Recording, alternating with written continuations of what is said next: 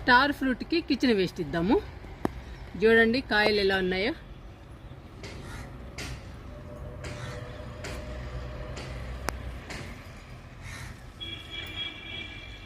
మొత్తం 5 కాయలు ఉన్నాయండి. ఇవి పెద్ద సైజులో రావాలి కదా మనకి తినడానికి, అందుకని కిచెన్ వేస్ట్ ఇస్తున్నా.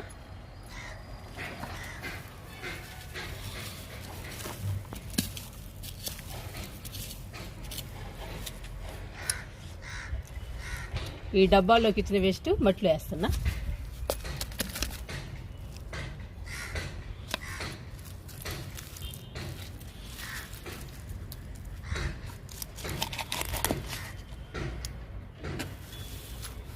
ఇంకా మట్టితో కప్పేయాలి.